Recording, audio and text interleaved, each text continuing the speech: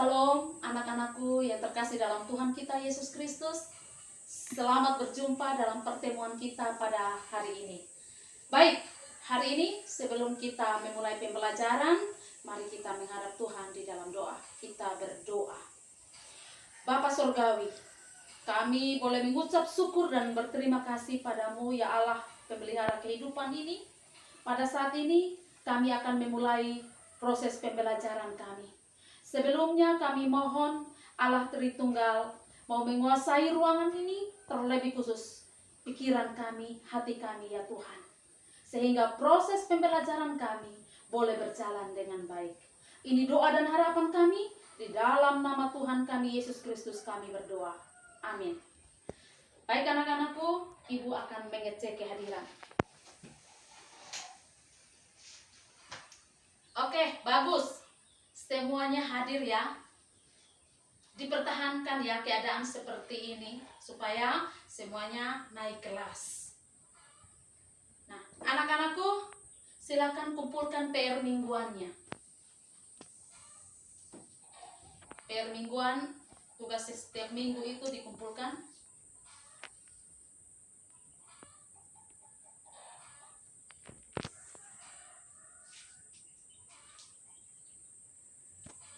Oke, baik. Terima kasih karena kalian telah mengumpulkan PR mingguannya. Dan hari ini kita akan memulai pembelajaran. Sebelum itu, yang tadi pagi sarapan siapa? Ayo, siapa angkat tangan? Yang makan, yang sarapan tadi pagi. Oh, semuanya sarapan. Hebat, pintar. Itu, makanya mukanya segar kan? Efeknya kan muka segar. Fit kelihatannya kalau kita sarapan pagi. Oke, baik anak-anakku. Hari ini kita akan belajar tentang para martir, kisah para martir. Berbicara tentang martir anak-anakku, siapa yang tahu di sini apa sih martir itu? Pengertian martir. Arti daripada martir. Ya.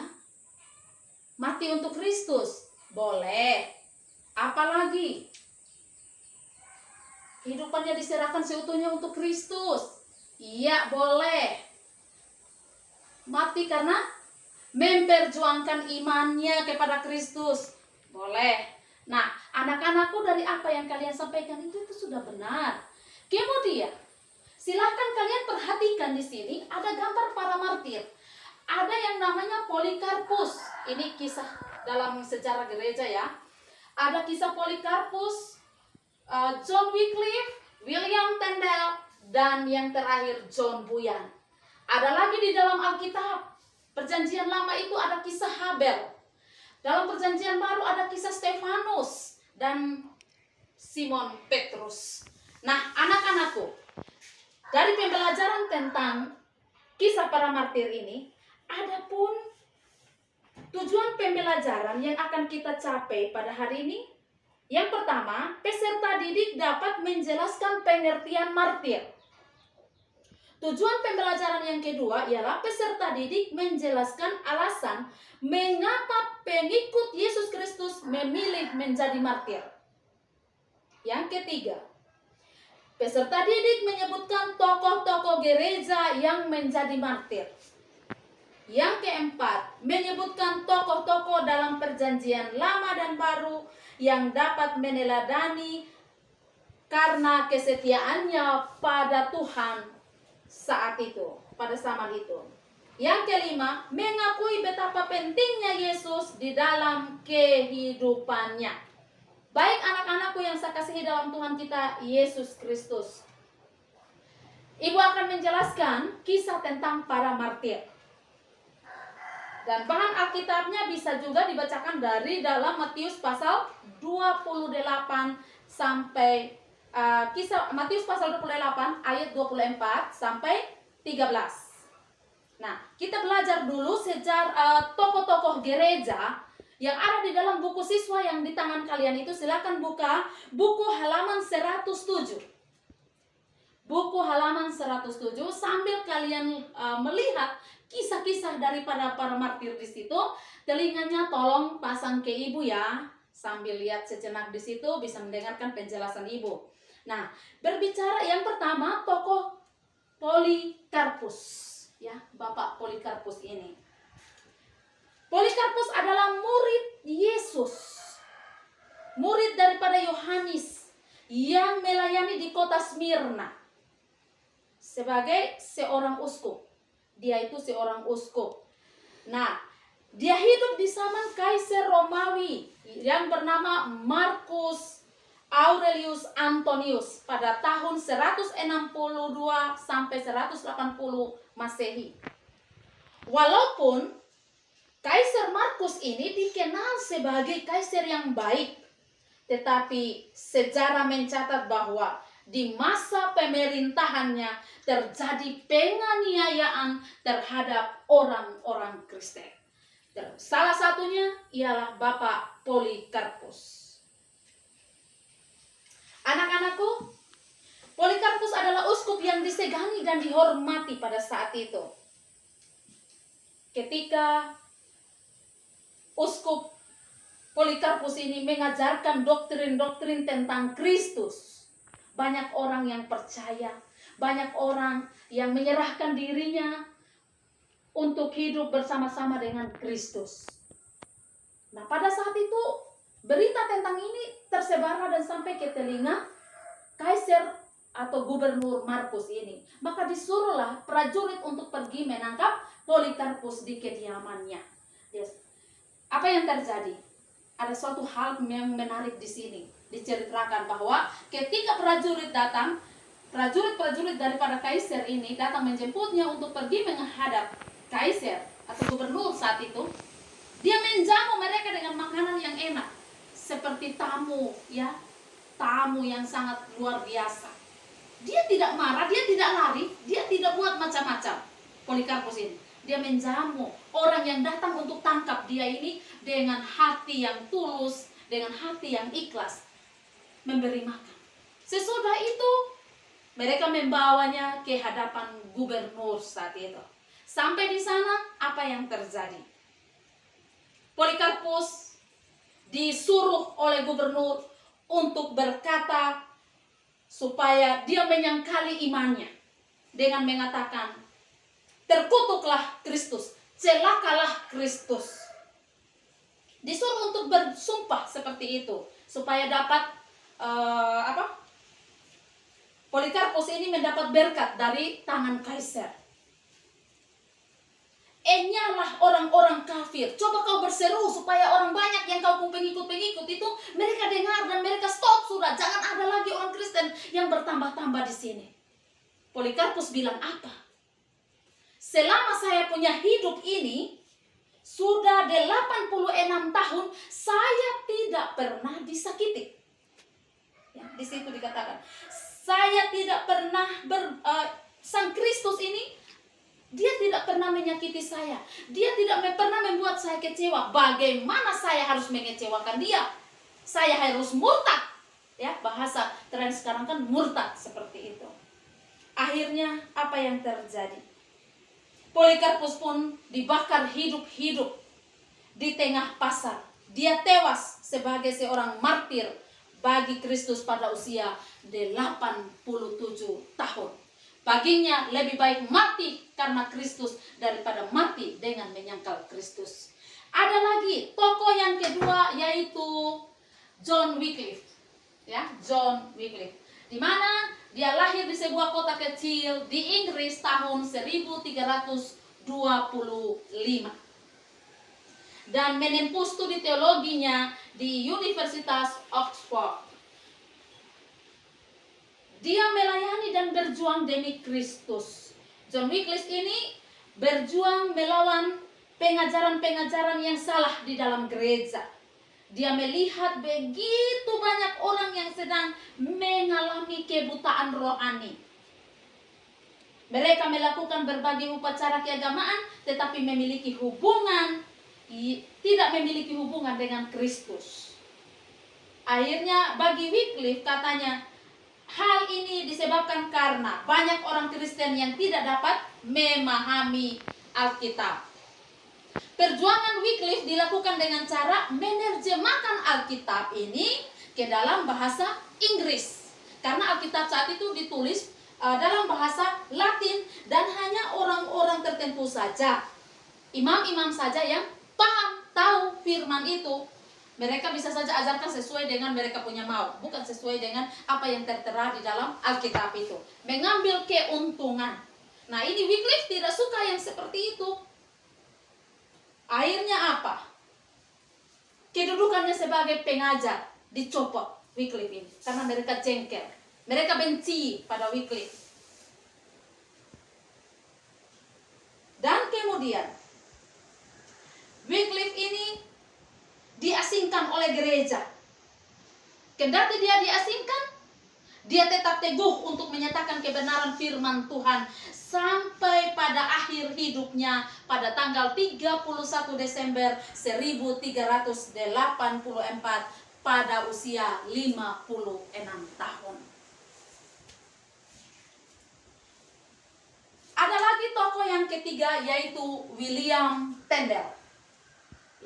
William Tyndale ini lahir pada tahun 1494 di dekat perbatasan Wales, Inggris. Tyndale adalah seorang yang berpendidikan tinggi. Dia orang hebat, orang pintar, memiliki kemampuan berbahasa asing yang sangat luar biasa. Dia menguasai bahasa Ibrani, menguasai bahasa Yunani, menguasai bahasa Jerman, dan Latin, dan juga Spanyol. Banyak bahasa yang dia tahu. Kita mungkin hanya tahu bahasa Inggris, itu pun bahasa Inggrisnya jatuh bangun ya. Nah, tapi ini dia luar biasa. Dia luar biasa karunia yang Tuhan berikan kepada dia. Nah, dengan talenta yang Tuhan berikan kepada William Tyndale ini, dia mulai sudah menerjemahkan Alkitab dari bahasa Yunani dan bahasa Ibrani ke dalam bahasa Inggris. Kita tahu bahwa Perjanjian Lama itu ditulis dalam bahasa Ibrani. Kemudian Perjanjian Baru itu ditulis dalam bahasa Yunani. Dia terjemahkan ke dalam bahasa Inggris supaya banyak orang tahu apa isi firman Tuhan itu. Masing-masing orang dengan caranya, gayanya mengerti tentang kebenaran firman Tuhan itu. Jangan tunggu hanya dari para pemangku-pemangku jabatan dalam gereja. Karena apa?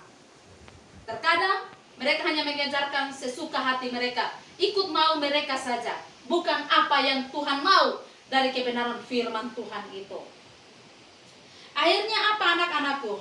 Daripada perjuangan Tyndale ini, pada tanggal 6 Oktober 1536, keputusan hukuman mati dijatuhkan kepada William Tyndale.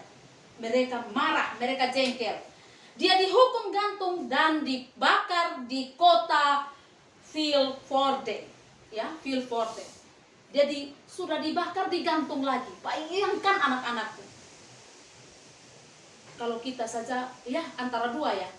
Pasti ada yang murtad dan ada juga yang bertahan sampai mati. Mau mati-mati demi Kristus. Seperti yang dialami oleh William Tyndale ini. Yang terakhir dalam kisah ini ada John Bunyan. John Bunyan lahir pada tanggal 30 November 1626 di Inggris. Dia adalah seorang sastrawan jenius, ya. Jenius sekali orangnya, sastrawan jenius. Salah satu karyanya yang terkenal ialah Perjalanan Seorang Musafir yang diterbitkan pada tahun 1678. Di masa mudanya, Bunyan juga bukan seorang pemuda yang baik. Dia adalah seorang pemuda yang tukang mabuk-mabukan. Dia seorang yang melakukan pelanggaran seksual. Dia juga suka mengutuk, menyumpah dan berbohong, bahkan menghujat Tuhan. Tetapi Tuhan dengan cara dan kuasanya tersendiri memakai John Bunyan menjadi alatnya yang hidup di dunia ini. Terakhir, John Bunyan ini, dia bertobat.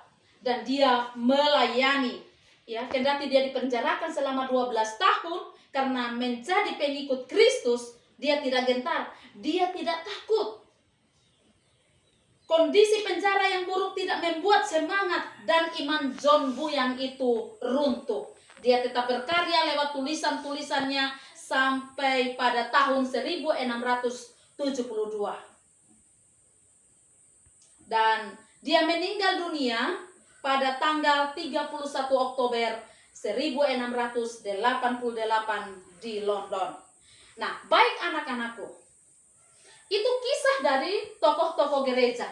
Ada lagi kisah Stefanus. Bisa kita baca dari Kisah Para Rasul pasalnya yang ke-6 sampai Kisah Para Rasul pasal 8. Di mana Stefanus ini berjuang sampai titik darah penghabisan, ya, memberitakan kebenaran firman Tuhan.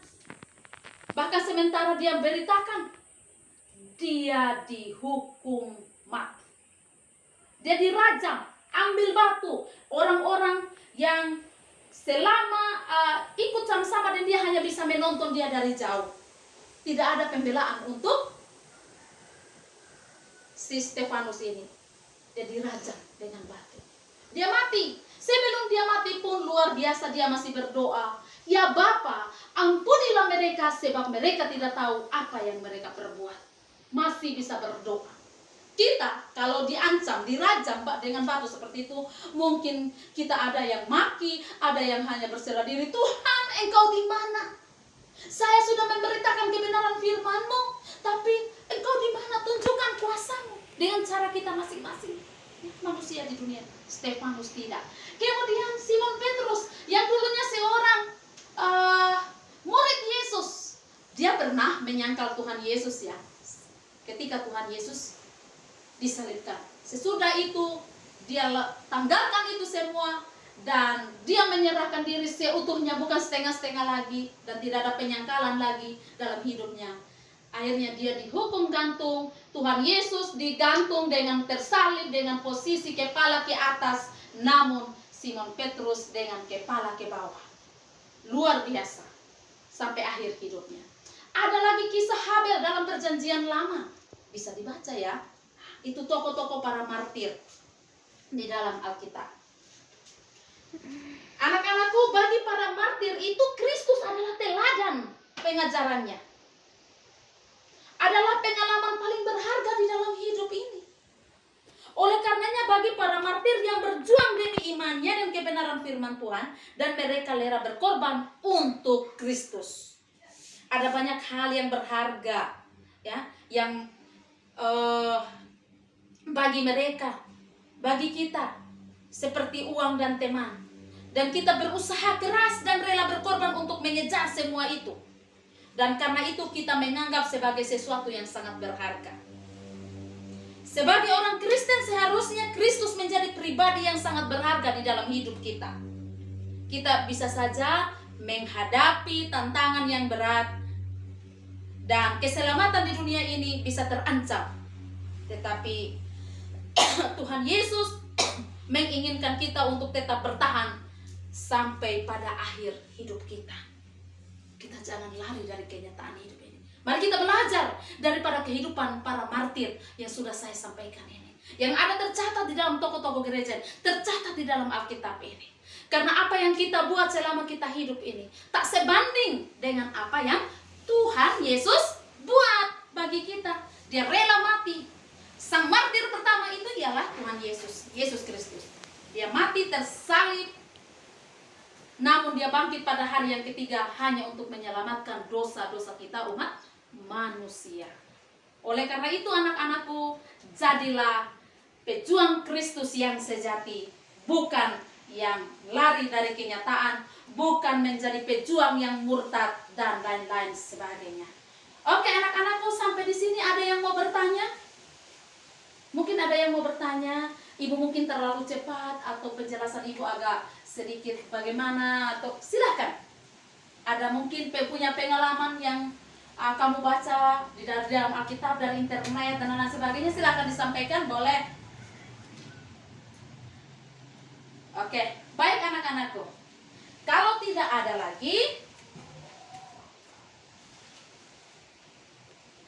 kita akan masuk dalam diskusi kelompok. Dan diskusi kelompok ini ibu bagi dalam 3 kelompok. Kelompok yang pertama akan diketuai oleh ketua kelas. Kelompok yang kedua diketuai oleh sekretaris. Dan kelompok yang ketiga diketuai oleh bendahara. Silakan berhitung 1 sampai 3 berulang-ulang ya hitungannya. 3 kelompok saja. Oke, jadi satu kelompok itu jumlahnya 5 orang karena jumlah kalian cuma 15 orang. Baik, silakan duduk yang rapi.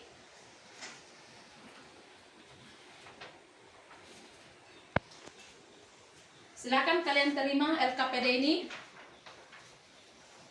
Kalian kerjakan sesuai petunjuk yang ada di dalam LKPD itu. Kemudian diskusikanlah hal-hal yang ada di dalam LKPD itu. Yang kurang kalian pahami di situ, kalian boleh bertanya kepada ibu. Waktu diskusi 10 menit. Silakan.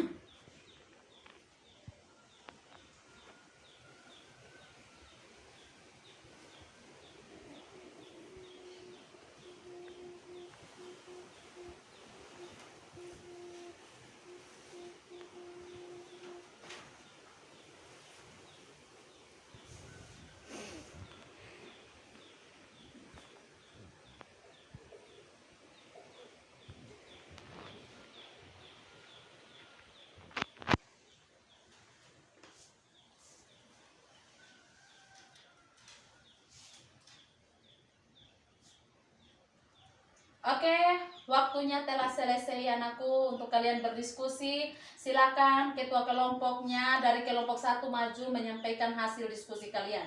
Kepada kelompok 1 waktu dan kesempatan ibu berikan.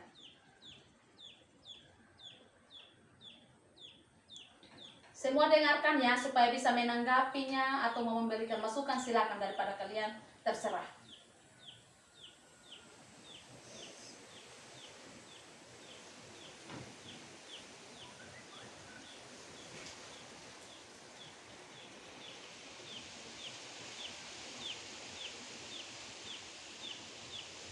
Ada yang mau menanggapinya? Silakan, kelompok 1 telah menyampaikan.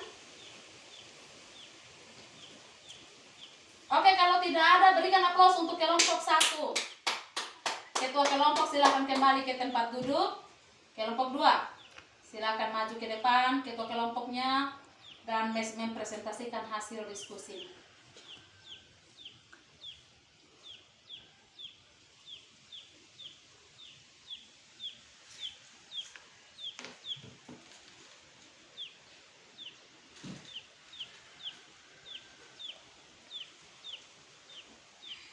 Oke, baik. Kalian telah mendengarkannya. Silakan kelompok 1 dan 3. Silakan tanggapi. Oke, kalau tidak ada berikan aplaus untuk kelompok 2. Kelompok yang terakhir, giliran kalian untuk menyampaikan hasil diskusi kalian.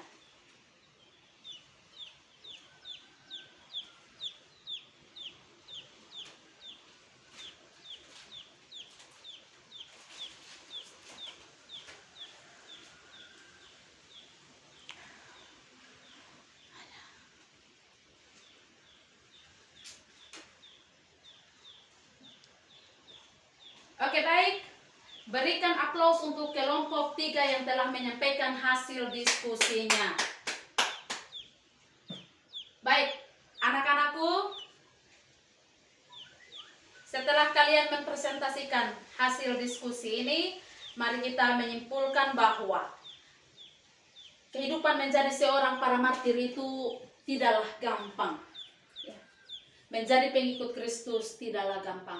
Banyak tantangan, banyak cobaan, banyak sekali tantangan yang akan dihadapi.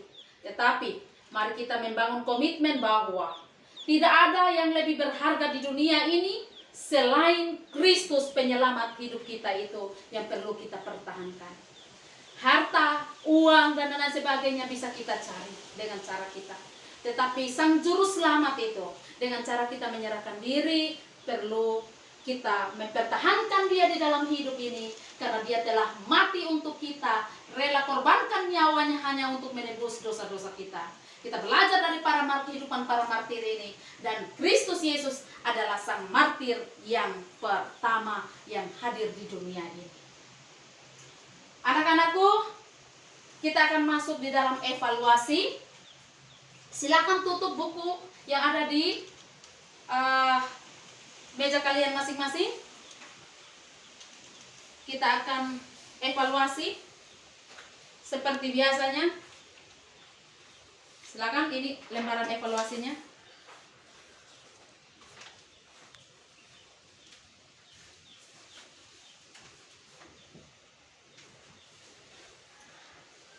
Jelas ya, pertanyaan di dalam lembaran evaluasi itu. Nomor 1 itu meminta untuk sebutkan syarat kematian seseorang yang dapat disebut sebagai martir. Nomor 2, jelaskan mengapa ada pengikut Kristus yang memilih untuk menjadi martir. Yang ketiga, tuliskan riwayat singkat dari tokoh-tokoh berikut, yaitu Polikarpus, John Wycliffe, William Tyndale, dan John Bunyan yang baru saja Ibu jelaskan tadi. Kamu tuliskan riwayat singkat hidup mereka. 5 menit.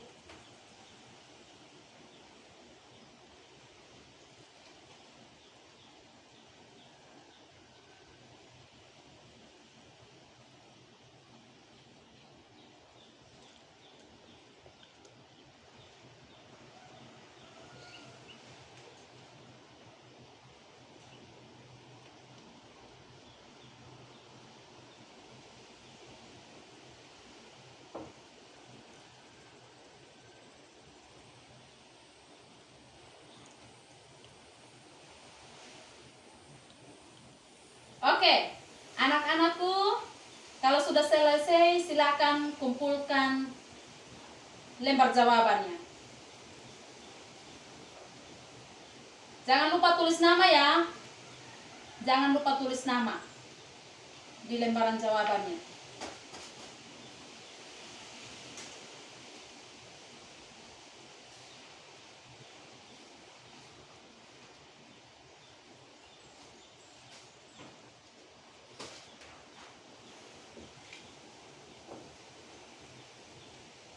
Sudah? Oke.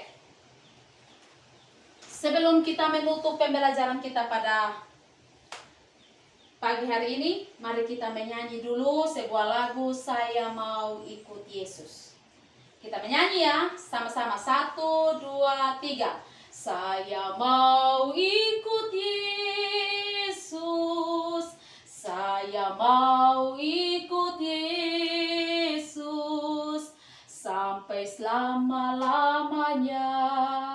Meskipun saya susah menderita dalam dunia, saya mau ikut Yesus sampai selama-lamanya.